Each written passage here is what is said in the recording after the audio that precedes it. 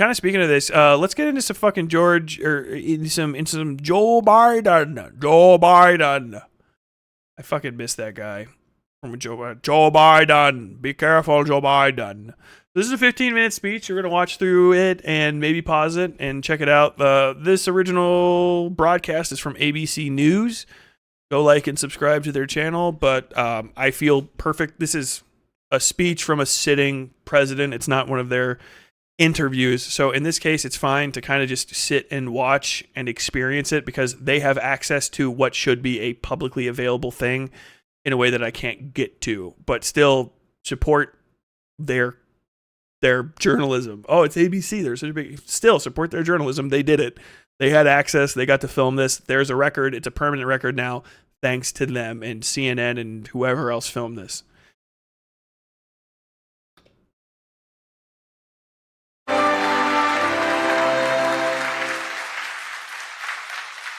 Welcome. In 1949, the leaders of 12 countries, including President Truman, came together in this very room. History was watching. It had been 4 years since the surrender of the Axis powers, the end of the most devastating war the world had ever known.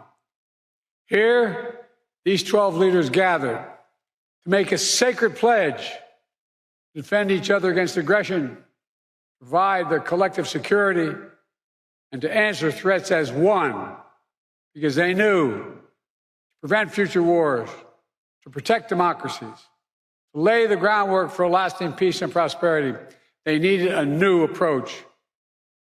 They needed to combine their strengths. They needed an alliance. And here they signed the Washington Treaty and created the North Atlantic Treaty Organization, the single greatest, most effective defensive alliance in the history of the world. Mr. Secretary General, leaders of NATO countries, foreign and defense ministers, representatives from partner nations in the European Union, members of Congress, distinguished guests, welcome to the 2024 NATO Summit. It's a pleasure.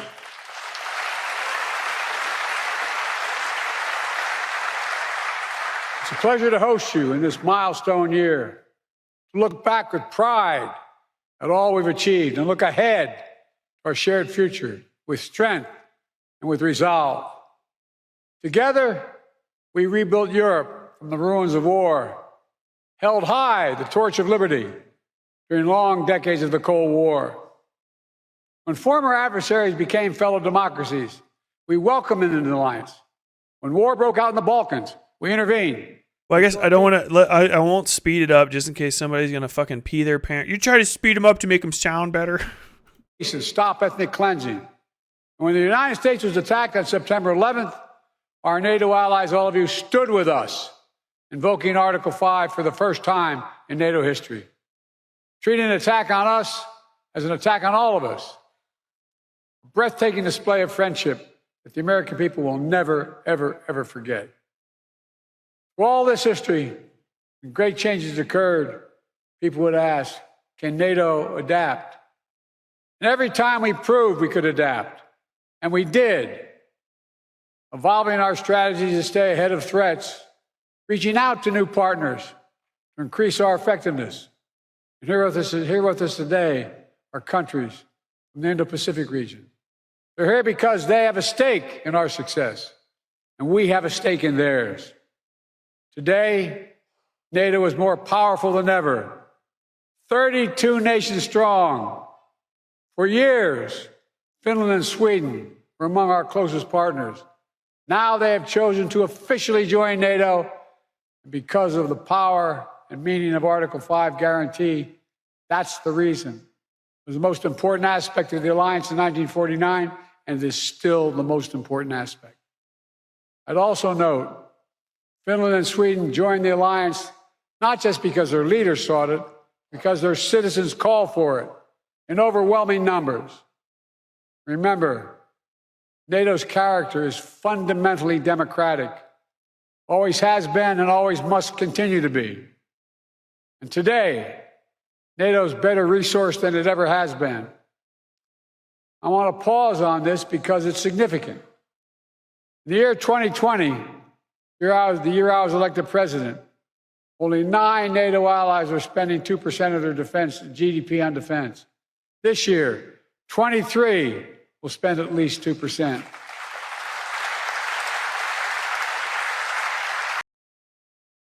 GDP on defense.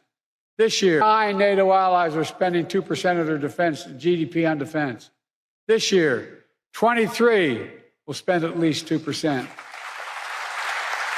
So know that that's a big deal. For the longest time, a lot of our NATO allies have people who like to talk shit about us about you don't have health care, but you have a big military, blah, blah, blah. It's like, yeah, and you don't speak fucking Russian because we don't make you pay for all the bombs that we fucking make to make the Russians scared to come take all your shit, you fucking assholes. Now everybody's kind of getting on board with that. But apparently, from what I understand, increasing America's fucking insanely awesome in a lot of regards that you won't give it credit for because you're mad about different things. And that's fine. You can be upset. You can be moralized. But understand, America is rich as shit. And America's wealth permits us to waste money on the military like crazy. And so we spend a fuck ton of our GDP on our military. And our military spending per capita is, I think, higher than most fucking other nations.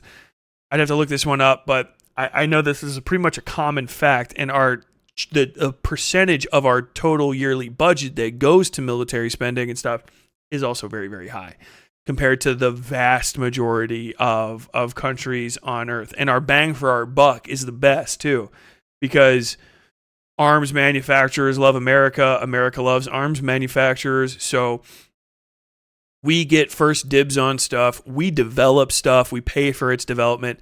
Usually, even if somebody's spending as much as us, relative to the size of their nation, the 4 out of the 10 total dollars that they have don't go anywhere near as far as the 4 out of 10 total dollars that we have, because we have so much purchasing authority and because we have so much sway on the market. It's one of those who have everything, more will be given type deals.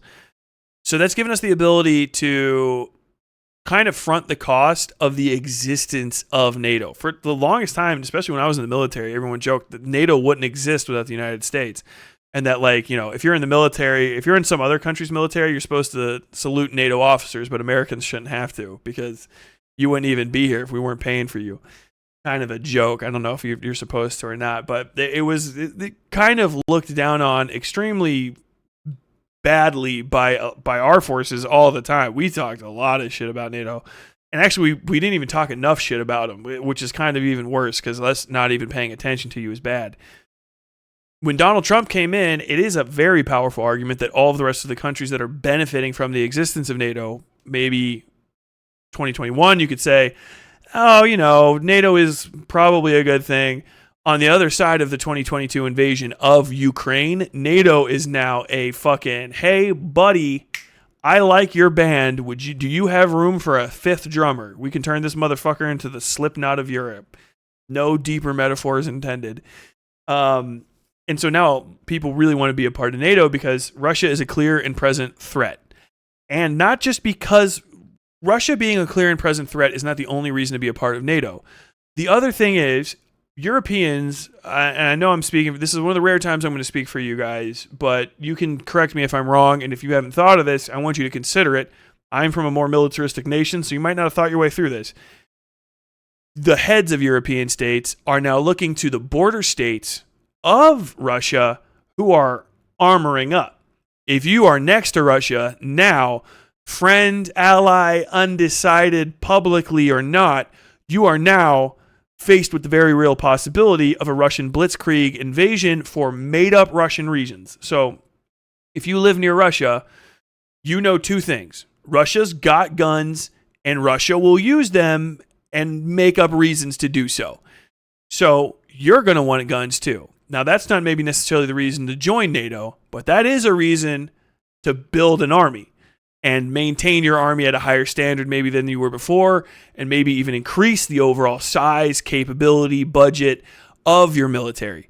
So now countries that had maybe no air force or a modicum of an air force or even just a mid-piddling type of air force are now buying American F-18s. A fucking real-ass goddamn plane. They are now buying American surplus. They're buying other planes from China, wherever. They're buying planes. So now there are people that are inside and outside the alliance all along Russia. This is just threat assessment. This is basic shit. It might work, it might not, but I always prefer to assume the worst of people until I get myself into a position where they can't kill me and I can kill them. Only and only then am I comfortable around other individuals. When it comes to states, it's even more so. So now think, you're 2 states back from the border states. You know, there's a state and then there's Russia. It used to be there's a state that Russia would have to invade before I gave a shit.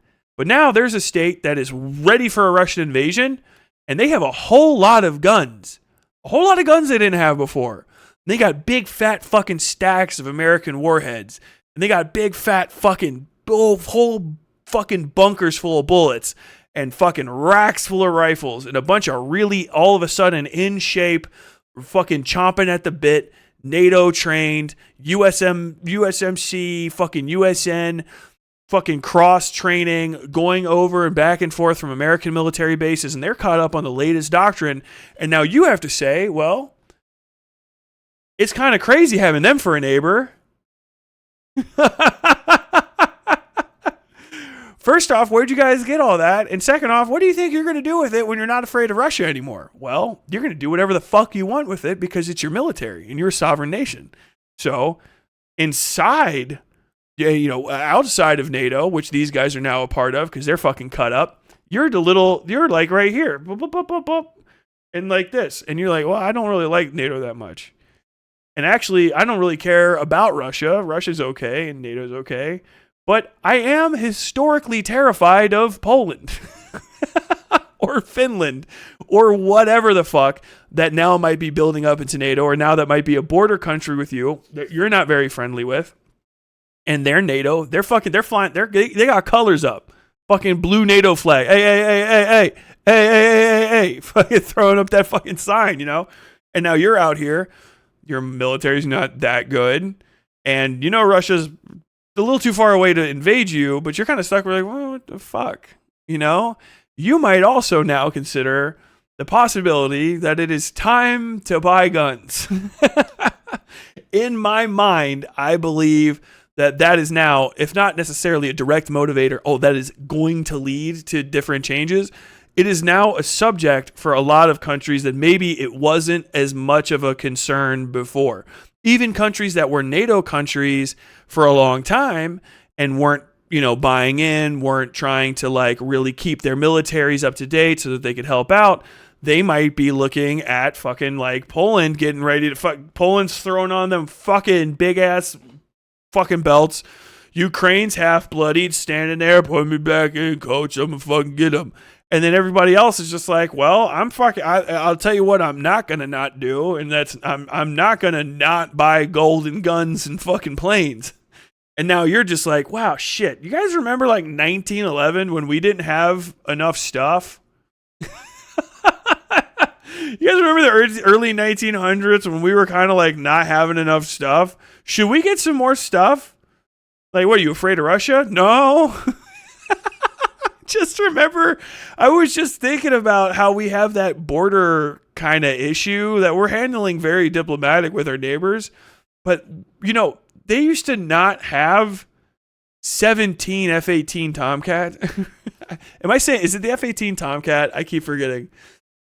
We just noticed that they have fucking VTOL capabilities that they didn't have.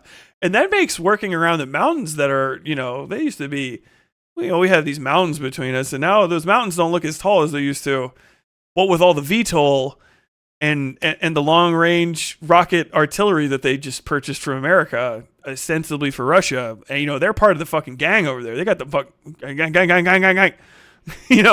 Maybe it's time that we spend a little bit more money. Maybe it's time that we hop into this thing. Just F-14 Tomcat, F-18 Hornet, F-28 Harrier, Am I even close? I'm probably not even close. F-18 Hornet, F-14 Tomcat. The F-18 Hornet is very, very good. We were having this guy, by the way, if you want to talk about military stuff, you want to correct me on anything military, please feel free to come in. Dataless Media, I'm looking at you guys, I know. I mix stuff up, particularly when I get outside of my skill set, which is anything above the ground. Anything above the ground, and most of the cooler things that are in the water are outside of my skill set by far. The more it costs, the less likely I was to know about it. Just keep that in mind. Feel free to correct me. We have military people that love to talk about shit. There's history boards and stuff all in the Discord. Hop in there if you ever want to leave a correction. You don't have to give a snippy little thing. Just literally tell me the fact that I said. Link it to me, especially if you are concerned that I won't hop to it. And just tell me literally what I was wrong. And you will probably educate me, which I will thank you for. I'm not even kidding. Not Tyler throwing rakes. What? Estonia has been doing some cyberpunk shit with their military. It's very, very interesting. F-22 is the Raptor. Blue Angels or Hornets, right? Nah, you're completely outside of it now. The Harrier is UK. The UK might have a Harrier, but the Harrier jet in America is our VTOL that the Marines use, which is vertical takeoff landing, because the Marines are on all sorts of Navy ships, but a lot of the Marine expeditionary units that do ship to shore operate off of short takeoff landing vessels, like the USS Kearsarge was the one that my unit was always kind of partnered with when it was doing its sea pumps, its MEWs, and those require VTOL. So they're big ships, they're huge, but they're not aircraft carriers, so they can't fire off ships with an accelerator. They don't have the size for the storage of or the launching of jets. But they can use VTOL jets.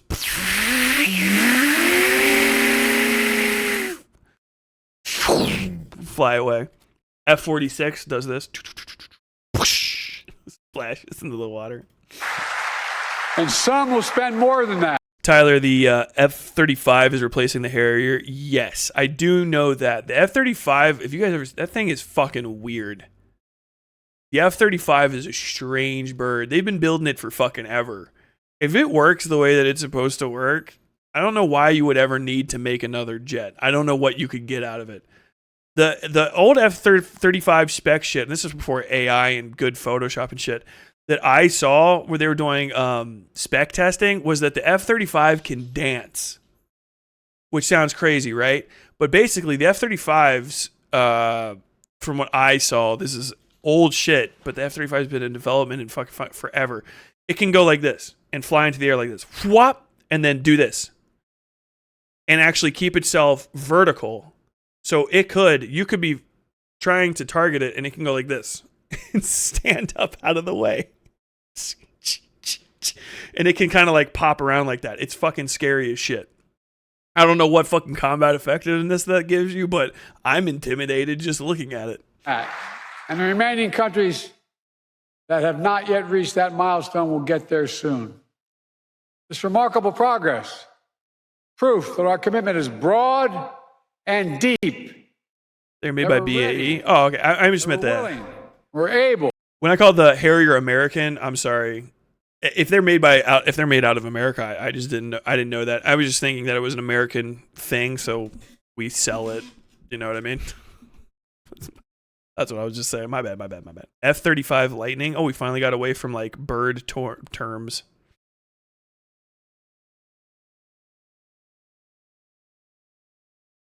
Yeah, the Harrier was a British Cold War design. I think that's why only the Marines use it. It was outdated by the Falklands, and the Marines like using old shit. That, and there's probably, if it works and the pilots like it, you have to have VTOL for Marine close air support from Marine fixed wing requires at least some VTOL rockets or VTOL fucking planes, because you have to, it's short takeoff, short landing craft. And you have to be able to go straight up off of the water in the ocean, off small vehicles that can go anywhere, and then also land on the dirt. So it probably just manages to fit all of those bills, and if it ain't broke, don't fix it. A lot of what you get out of planes too, there's a lot you can get from like the flying and stuff, but from what I understand, from what I've heard, most of what makes planes dangerous is the aiming and firing technology. Like whatever helps you see out into the sky and see other things first and get shit at them first is way more valuable nowadays than like the flight systems. But I could also be wrong about that. And I know that's probably some gigantic conversation other people can have. To deter aggression and defend every inch of NATO territory across every domain: land, air, sea, cyber, and space. My friends, it's good that we're stronger than ever, because this moment in history calls for our collective strength. Autocrats want to overturn global order, which is by and large kept for nearly 80 years and counting. Terrorist groups continue to plot evil schemes, cause mayhem and chaos and suffering. People are like, oh, he's old. You could tell from his sundown and whatever the fuck. Dude, I know he's old because he said schemes. This motherfucker just called Hamas fucking snidely whiplash. Meh. Tilting their fucking mustache around. In Europe, snidely whiplash. Putin's war of aggression against Ukraine continues. And Putin wants nothing less than Ukraine's total subjugation, to end Ukraine's democracy, destroy Ukraine's culture, and to wipe... Oh, shit. We're cooked. Against Ukraine continues. And Putin wants nothing less than Ukraine's total subjugation, to end Ukraine's democracy, destroy Ukraine's culture, and to wipe Ukraine off the map. And we know Putin won't stop at Ukraine. But make no mistake, Ukraine can and will stop Putin. Fuck yeah. This is big. That's big. All right?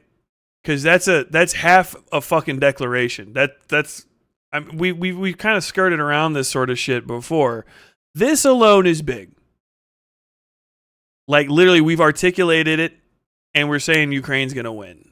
So that's the president of the United States saying to NATO that we've got Ukraine's back against Putin for Putin reasons. Like we're not talking about this with Vladimir Putin as though this is a 3-dog race and this is us in Ukraine and then Russia, which we've fucked around with before, but like he's hitting it, okay? And then this gets a little bit hotter here in a second.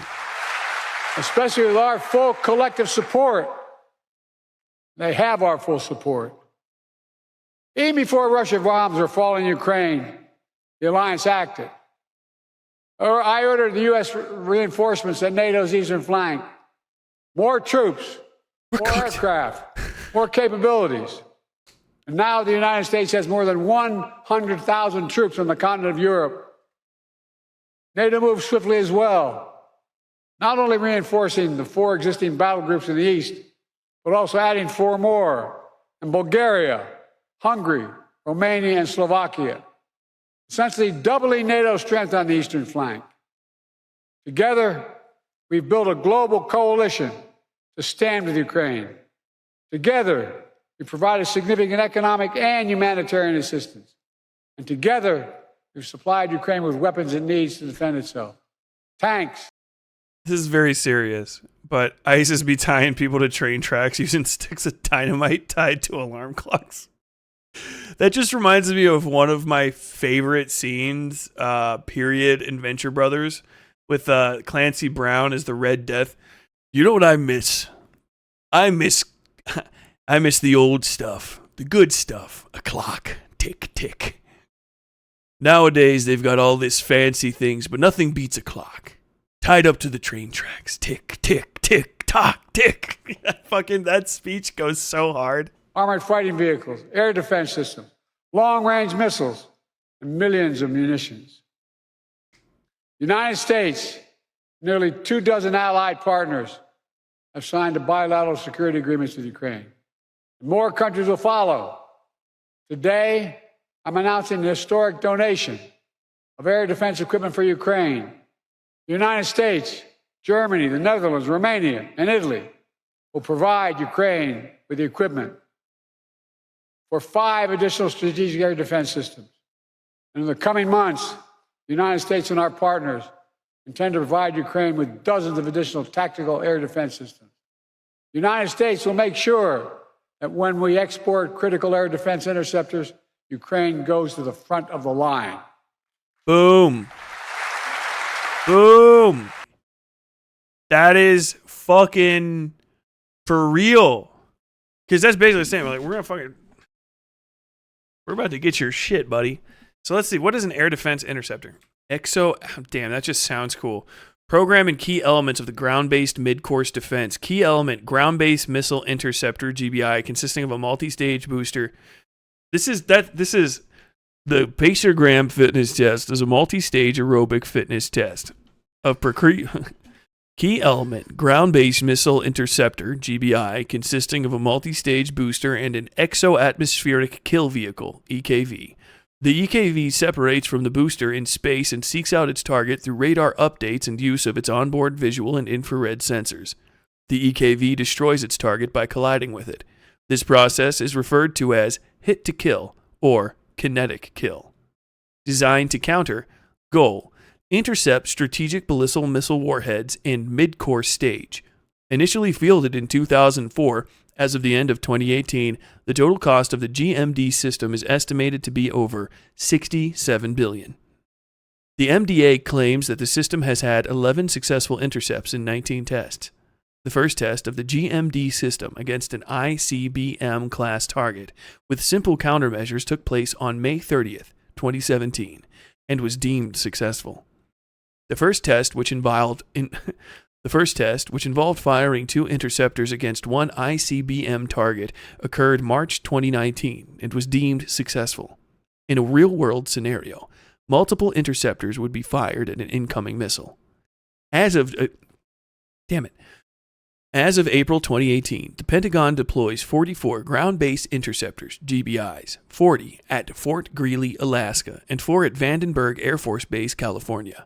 20 of the 40 interceptors deployed in Alaska are armed with an older CE-1 kill vehicle that has not had a successful flight intercept test since 2008. In 2017, the Trump administration announced its plan to deploy 20 more GBIs to be installed in a 4th missile field in Fort Greely, beginning in the fiscal year 2021 timeframe.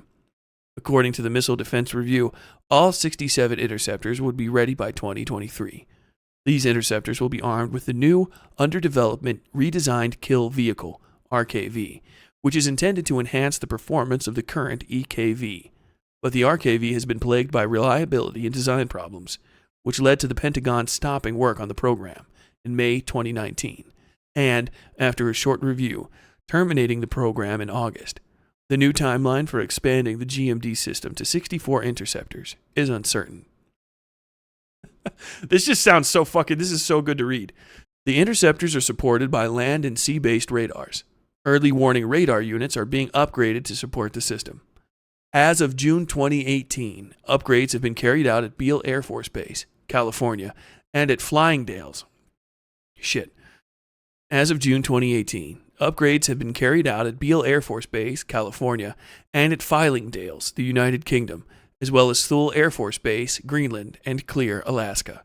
The last powerful westward-facing Cobra Dane radar on Shemya Island in the Aleutian Archipelago was also upgraded in February 2010. Former MDA Director Admiral James Searing told a Senate panel in 2013 that the MDA tests the GMD system in a controlled, scripted environment based on the total amount of time and money each one of these tests cost. This means there are limits to the realism of test scenarios. Following the May 30th, 2017 test, the Pentagon's testing office updated its assessment, which had described the GMD system as having only a limited capability to defend the U.S. homeland from a small number of simple long-range missiles launched from North Korea or Iran. In a June 6, 2017 memo, the office said that the system has demonstrated capability to defend against a small number of long-range missile threats that employ simple countermeasures. However, researchers with the Union of Concerned Scientists noted in a 2017 report that the only test of the GMD system against an ICBM-class target was simplified in important ways that enhanced the test's chance of success, instead of challenging the system to work in a realistic way. Dude, I'll just fuck politics. I'll just start doing Miltech ASMR.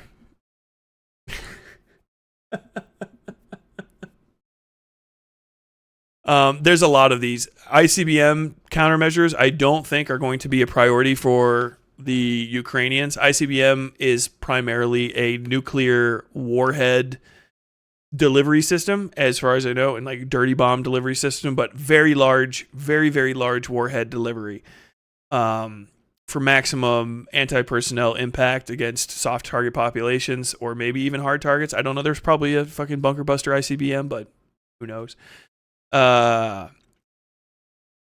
Tyler literally just reads the Wikipedia pages stream when that should be a dono goal. Pick and read. If you guys give me like $50, a ASMR reader goal on the bottom of it. You guys can pick any specific piece of military tech. I'd rather read direct from one of these instead of a Wikipedia page, because I like the technical terms that are like way less approachable, because it just sounds cooler.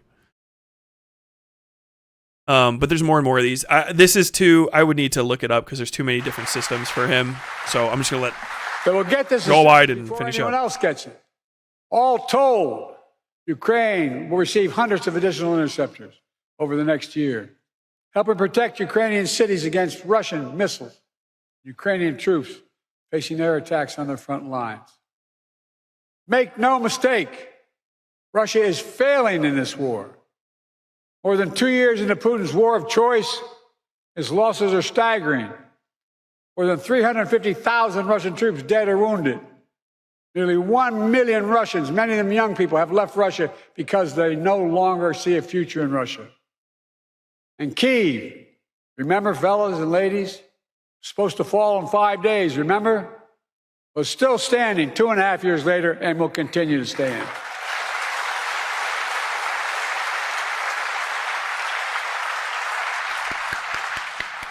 All of we allies knew before this war, Putin thought NATO would break. Today, NATO is stronger than it's ever been in its history. Facts. When this senseless war began, Ukraine was a free country. Today, it is still a free country. And the war will end with Ukraine remaining a free and independent country. Russia will not prevail. Ukraine will prevail. Ladies and gentlemen, this is a pivotal moment for Europe, for the transatlantic community, and I might add for the world. Let's remember, the fact that NATO remains the bulwark of global security did not happen by accident. It wasn't inevitable.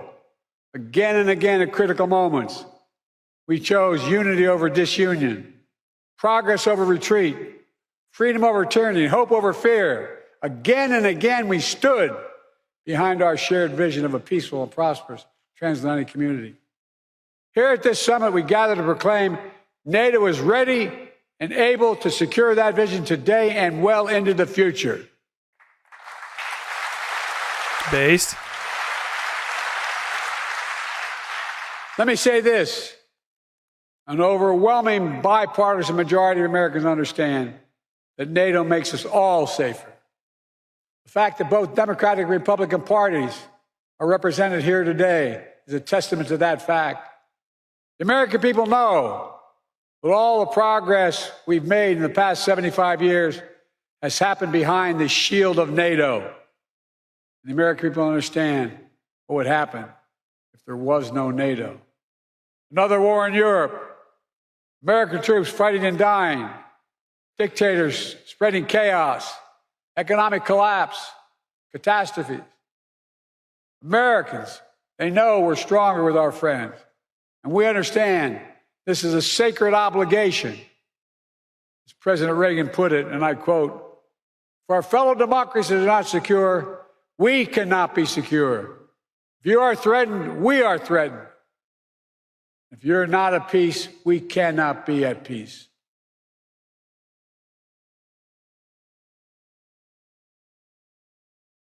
That shit fucking goes kind of hard, buddy.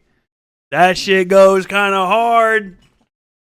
That's not a bullshit speech. This is the difference between Donald Trump and Biden for the last 4 years. Donald Trump would not be giving this speech. What you need to look, it's NATO, it's there's a lot of problems. I'm not saying everything's good. I'm not saying everything's good. I'm not saying it's all bad. There's a lot of very good countries in NATO. There's a lot of very good countries in NATO. I'll tell you right now, Finland, best golf courses, amazing, very good, very nice. But you're going to have to pay your share.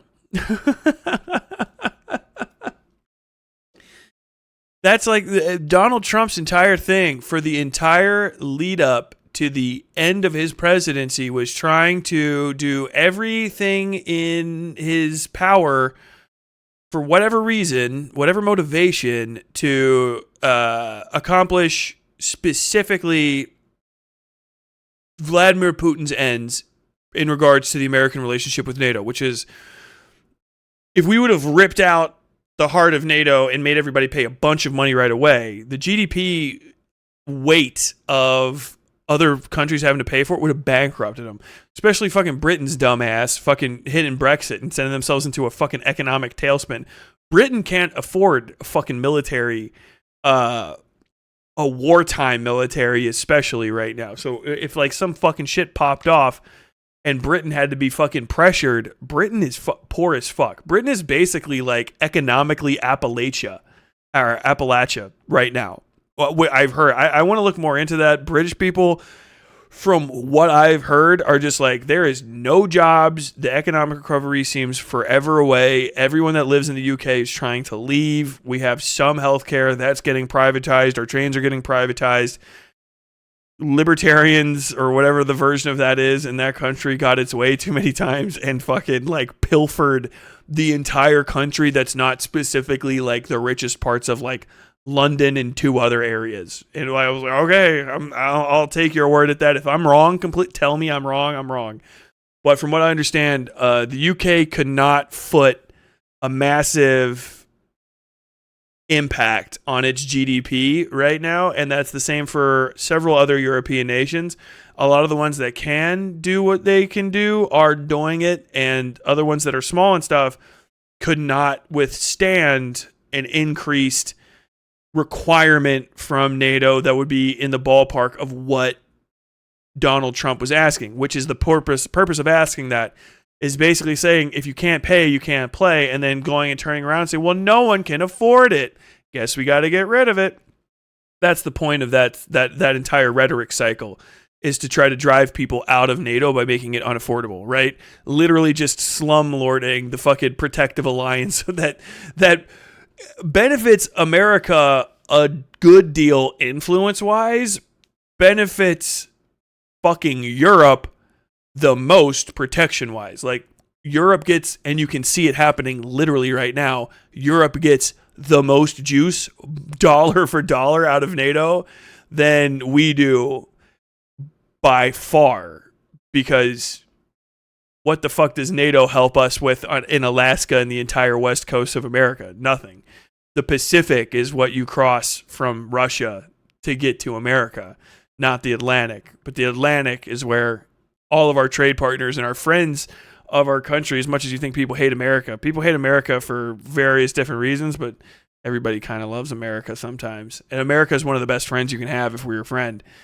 And now that fucking bond is growing and people are starting to pay their share because they're seeing the value in it. Is that going to go away eventually? More than likely.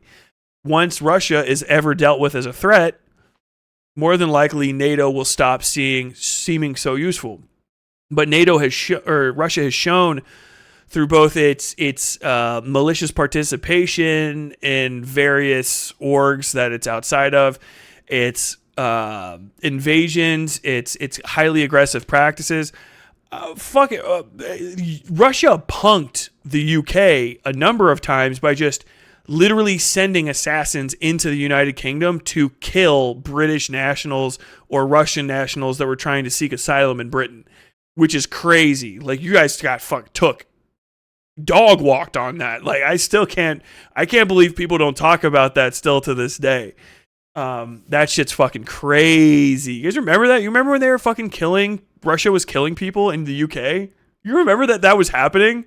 And like everyone was still like, well, I don't know. Maybe Russia can be fucking reasoned with. And now that we're on the other side of the invasion and annexation of Georgia and midway through the invasion and attempted annexation of at least part of Ukraine, if not the rest of Ukraine, NATO's looking like a pretty good fucking deal, right? Because, paying a little bit more for basically to have the world police actually kind of show up and fucking help you out is good. And when we're fucking doing our business with Ukraine and making Ukraine is alive because of America. Like, let's be that. We'll be straight with that. We're Ukraine's best fucking friend right now. But we also need help because it's a fucking massive drain on our resources, and also other people should be paying fucking too. And now they're helping. These other countries are throwing in as NATO members with NATO, and this isn't like immediate because of this speech. This goes all the way back to the start of the war and stuff. We're actually seeing NATO countries operate as NATO, which is one of the biggest threats to Russia, because Russia could say that NATO is a paper tiger, and when push comes to shove, the treaty will get broken, people will fucking split up, and then it'll be a free-for-all, and Russia can kind of do what it wants, because Russia punks UK like crazy. Russia punks Germany all the fucking time. Although something happened to all that gas that was getting sent to Germany from Russia. Now you guys aren't as good as friends anymore. It's crazy that happened, but shit happens. Occasionally, when you try to fucking get in bed with the Russians, somebody just goes and fucking cuts a pipeline. That's crazy that happened. Who the fuck did that? Who snuck into your neighborhood to let you know that they're looking at you and cut the brake lines on your car to keep you fucking thinking about who your friends are? Who did that? Also trying to hire immigrants in other countries to do terror attacks. You literally cannot name enough things. America did hold off on F-16s for a long time, though. Yeah, they did. There's a lot of things that we could have done better. There's a lot of things we could have done worse. As per always with America, it is not a fucking win-win down the line. We're fuck-ups sometimes, and we're fucking great other times. And a lot of it comes from kind of understanding what we can and can't do. The politics of sending a fucking airplane from wherever to wherever can be fairly extreme. You know what I mean? And there were a lot of times, there's probably a lot of backroom deals. There's a lot of shit that we won't hear about in the Ukraine conflict until the people who are doing it right now have retired and are writing their tell-all memoirs in 2033, 2035, and talking about what was going on behind the scenes. There's a lot of stuff that we're like, wow, it's kind of crazy this is happening. And this is time and time again. If you follow politics, someone is going to write a book, some general, and it's going to be like, fucking 500 days of blood and fire, one general's on the ground interpretation of the first 2 years of the Ukraine conflict. You're going to see one of those, and then you're going to find out this was happening, this was happening, this was happening. And it might be worse, it might be better, but a lot of these things do happen behind closed doors. And if you aren't paying enough attention to what you do know, you can never know what you don't. You can't even really try to begin to speculate. And the trying to get those over there and waiting might have been really honestly, earnestly believing that there were ceasefire possibilities that would have saved Ukrainian lives for a small concession of land. Is this really going to happen? Is this concession going to go? And then fucking Zelensky's like, I don't fucking think that they're going to fucking stick by it. And then you see the fucking Russians on the other side of the fucking table. Some fucking oligarch with an ill-fitting and beer-stained uniform snorting cocaine with a literal hooker on his lap saying like, yeah, we will leave any point in time, And the way that the war has evolved and changed over that time. If we would have given them full military accompaniment right off the bat, maybe things would have been better. Maybe things would have been worse. It's kind of hard to really tell, especially I don't know, and you don't know, and none of the streamers you follow. None of the streamers that you follow know or can know what the on-the-ground situations are especially in the fucking back rooms and in the diplomatic deals where they actually have to be talking to people and literally discussing what the fuck is going on and what they're going to do. Like, you don't know necessarily what Russia's really, really, really offered. You know what they say publicly and what they're saying secretly might be something different. It might be the same thing. It might be them flipping them off and then just getting on screen the next day and saying, like, they're not going to take the peace deal. We offer them all of this. You kind of can't know all of these things. And everybody that's involved in these situations and the closest, they're close to it, and they're making it happen and fighting against it, they understand that as well. Russia knows that you can't know what's going on and that they can fucking punk the narrative. That's why a lot of fucking streamers are saying the shit that they're saying. That's why a lot of people are hyper focused on fucking Israel, Palestine, and the humanitarian conditions there, when stuff in Ukraine is quite literally just as bad in certain circumstances. Like, it's also the same sort of thing. You should be just as upset, not less upset about Israel, Palestine, more upset about Ukraine, Russia, which is crazy. But they have a completely different opinion on that that's not based in any sort of logical assessment of the situation, not even based on facts half the time. Just, I don't know, NATO's there, probably we're doing war crimes. You're like, wow, that's a fucking jump. That's a crazy thing to say. And I'm suspicious because I don't know how you wind up with those opinions looking at the facts at all, remotely. Like, that's like I said, I am politically not aligned with Ryan Macbeth, who gave that assessment of the missile damage earlier that we watched. But that was a fair, accurate missile assessment. That was a good BDA. That was good military understanding, knowledge. It was packed into a minute, so it's not completely comprehensive. The fucking blast reports are going to be even better. But that was good shit. And I'm not politically aligned with him, but I'm going to give him 100% of the kudos, 100% of the kudos for having the wherewithal, for understanding the situation at hand, and for calling out bullshit for what it is. And you have to be able to do that. Because anyone else that's going to approach that and just say, well, it's Hinkle, so Hinkle's lying, and then you don't give them anything else, you're not going to put a bullet in someone else's gun that needs to fire it metaphorically to hit the propaganda that's happening. And I think a lot of lefties are fucking just swept up in emotions. They remember a few debates, they whatever. I don't know what the fuck is going on in their heads, honestly, because it doesn't happen in mine. So I'm not dumb as fuck. But then they just happen to make all these emotional, like, appeals to morality and to non-tangible aspects of their existence and your existence.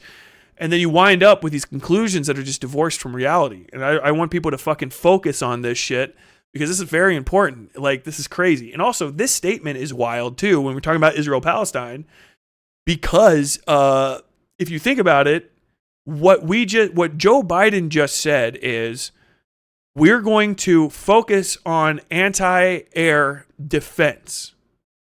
Anti-air defense is going to be a focus in Ukraine, and we are going to be putting American systems in Ukraine. What was I just saying that Ukraine needed? An Iron Dome. You know who's at the top of the list for fucking American anti-aircraft or anti-air protection? Israel. You know who just got bumped off the top of the list in a statement to NATO? Israel.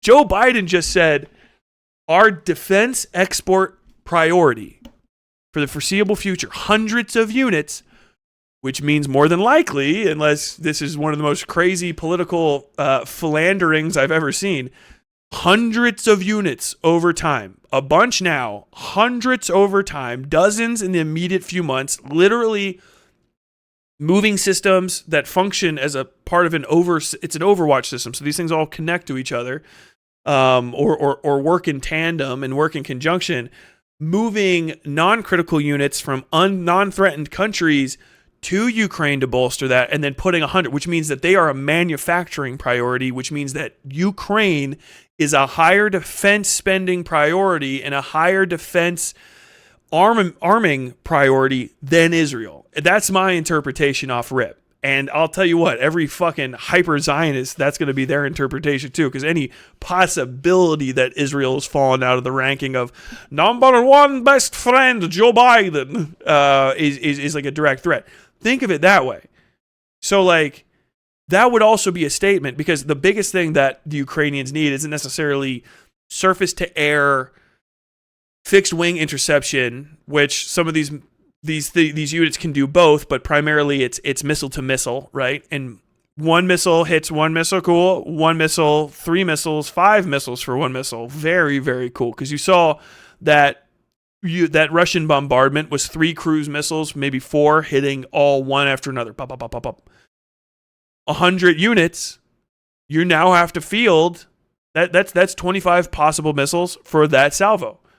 Now you start doing the math. How many fucking salvos can we fire up from each system over time? How many planes do we need? How many cruise missiles do we need to overwhelm that defense and penetrate it and hit targets? Now you're starting to have to do the math.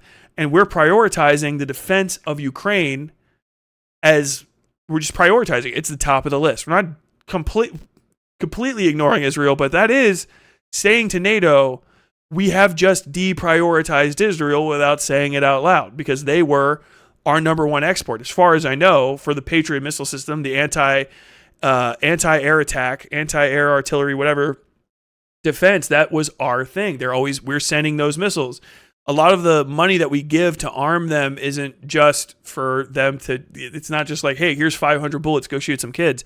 A lot of it is the anti-Qassam rocket missile systems, basically, that fucking knock all that shit out of the sky when they're firing.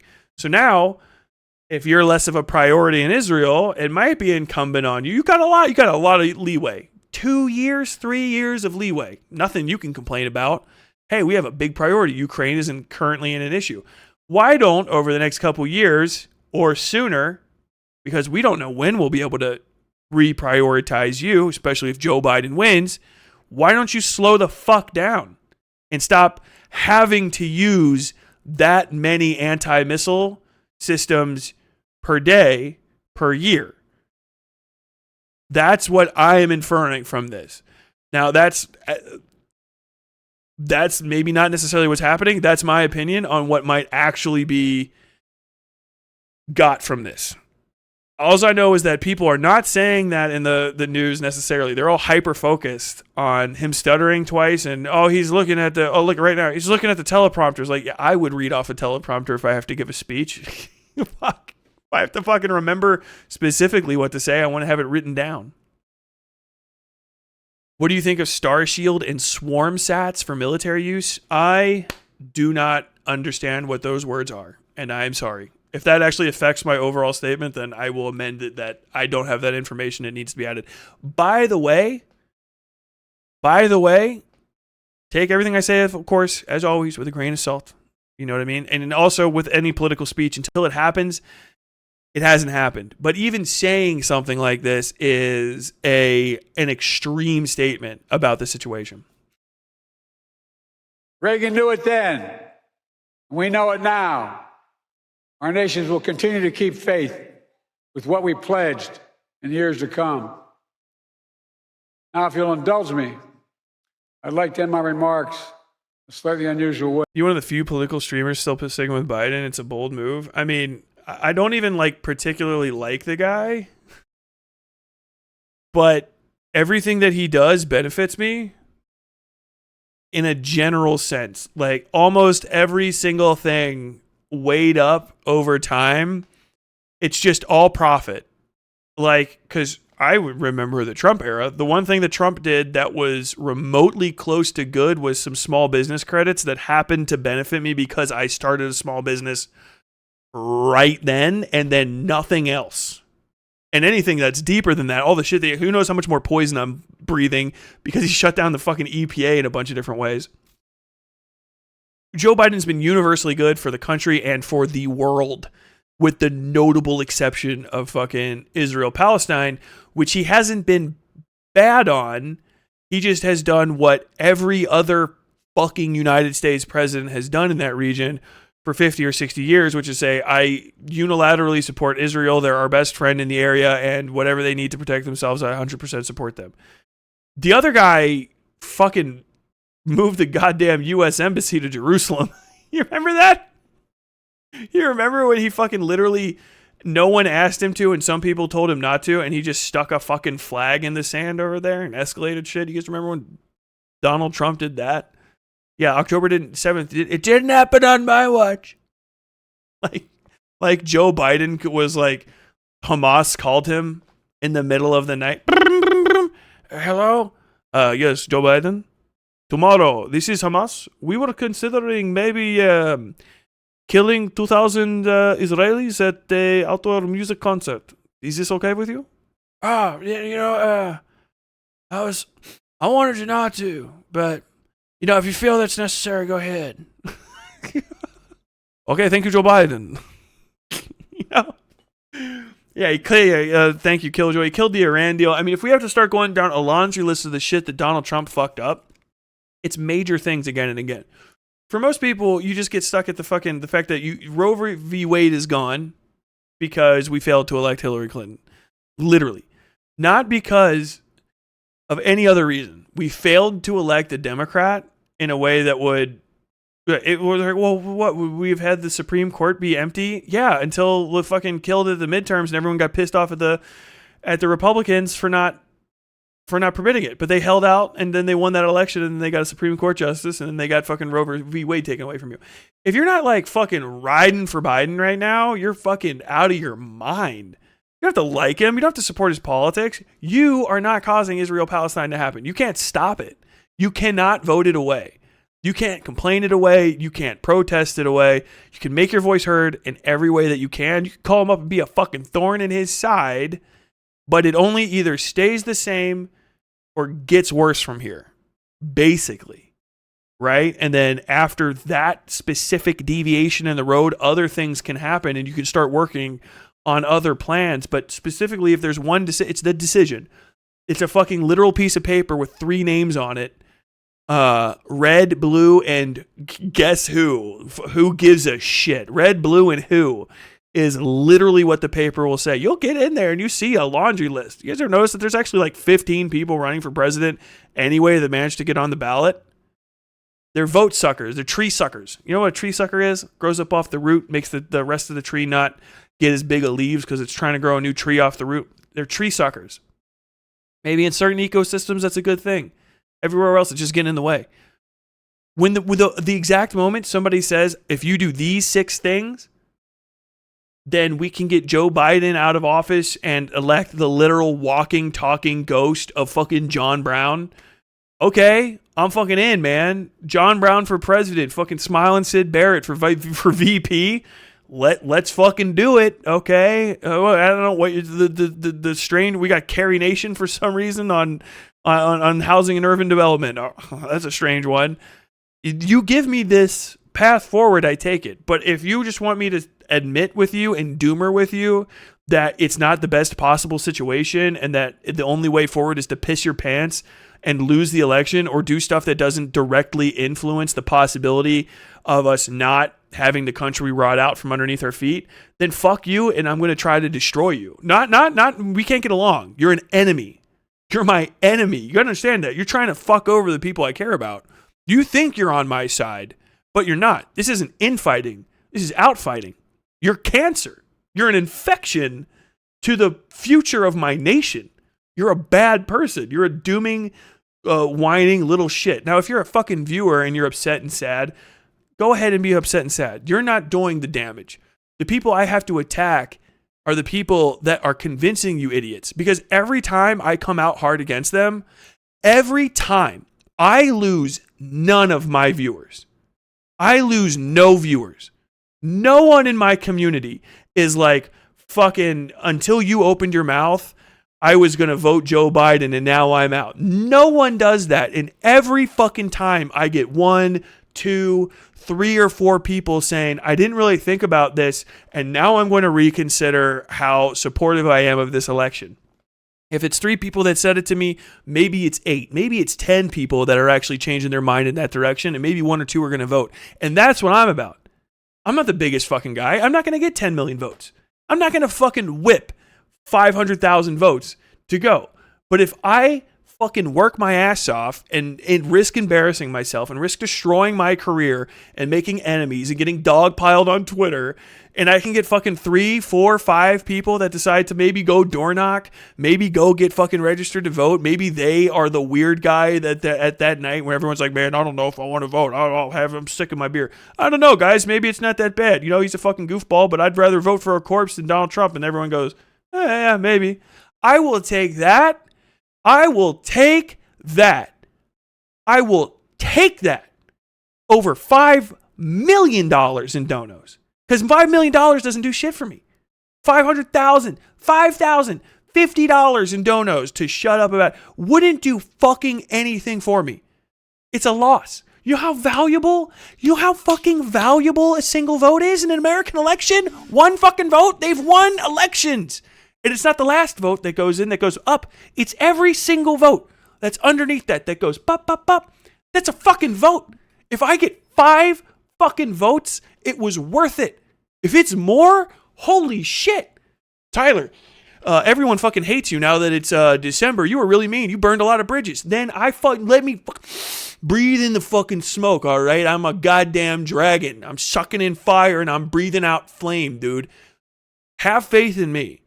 Think of the people. Think of the way they look. I don't give a shit. I'll attack their fucking appearances. I'll attack their politics. I'll attack their personality. I'll attack their fucking audiences. I don't give a shit. I want the votes, baby. I want to fucking win, motherfucker. I want rights.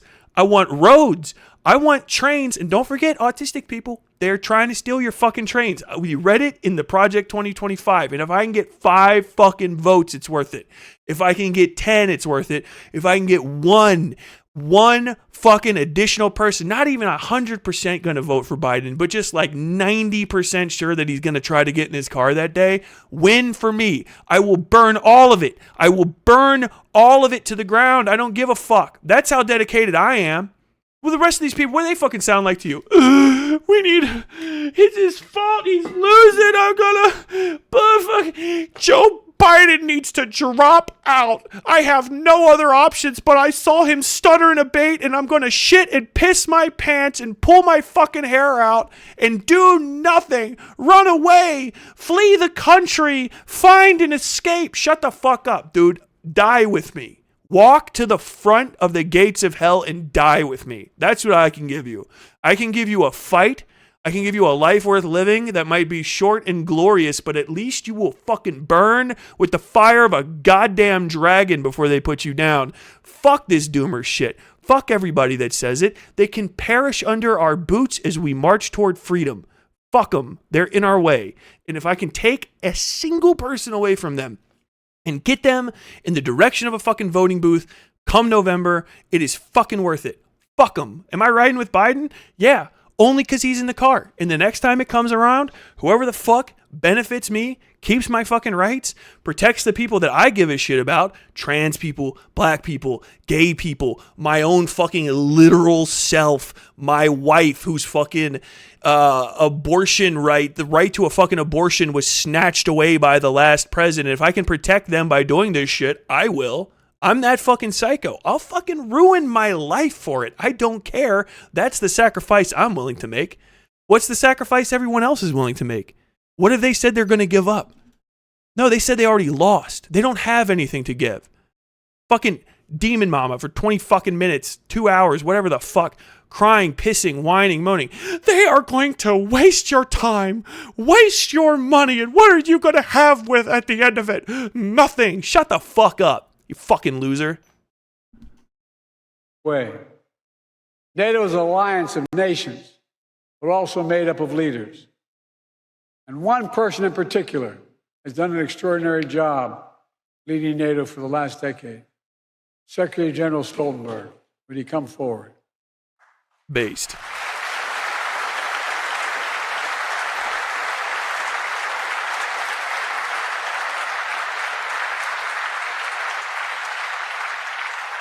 So much of the problem. Oh, hold on. I got one from Meblark. Even as an autistic, I don't care about trains unless they transform or combine. Let me tell you right now. So, in Project 2025, in the very beginning of it, they said that they're going to be removing certain aspects. They're going to be defunding public rail, right? And basically the public rail agencies and also removing stuff. One of the things that they're taking away is the PCT.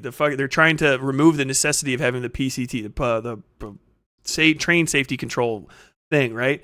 It's one of the little devices that lets you split the trains up and then whoop, whoop, whoop, whoop, and mix them back together. So it does actually affect combining and moving trains around. And also, it changes. This is going to change the different types. They're also eliminating Amtrak. They're trying to eliminate Amtrak. So if we actually go the opposite direction and get better trains, we might have trains that transform, so to say, and become bigger, better.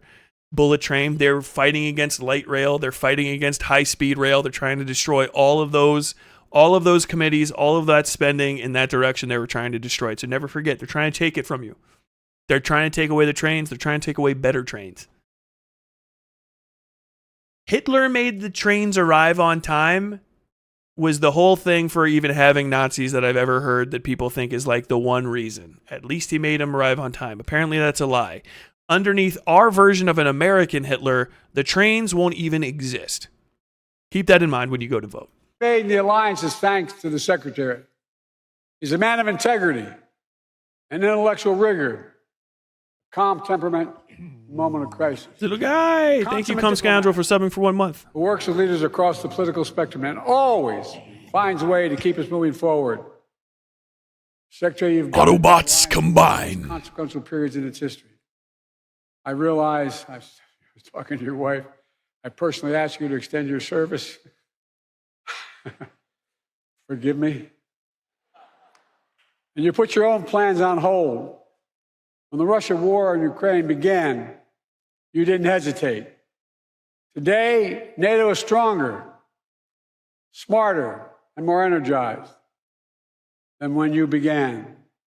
And 1 billion people across Europe and North America, indeed the whole world, will reap the rewards of your labor for years to come in the form of security, opportunity, and greater freedom. For these reasons, I'm pleased to award you the highest civilian honor the United States can bestow, the Presidential Medal of Freedom. Ask the military to come forward.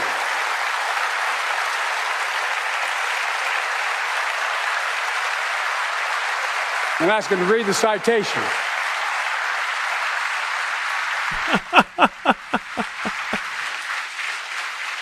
He just read straight off of there. The poor guy. Aw, Sleepy Joe. He just had a little senior moment. The President of the United States of America awards this Presidential Medal of Freedom to Jens Stoltenberg, a visionary statesman and ceaseless defender of democracy. Secretary General Jens Stoltenberg has guided the NATO alliance through the most consequential decade for European security since World War II. When Vladimir Putin launched his brutal assault on the people,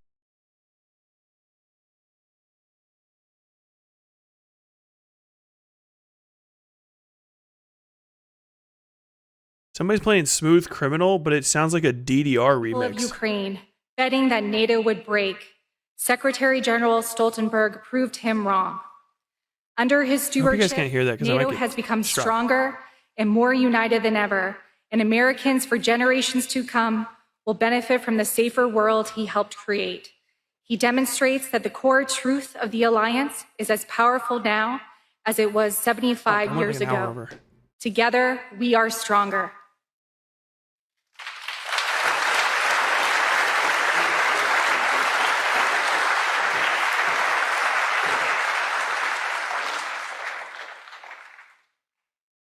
There you go. There you go. Come on, people. Come on, people. Joe, you got it. Yeah.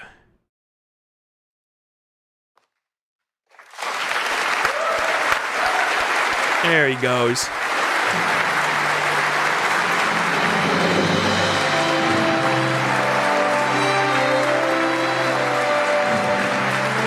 This is the participation trophy ceremony. No, Presidential Medal of Freedom is just kind of like an attaboy, a really, really powerful attaboy for people. Oh shit. It's very good.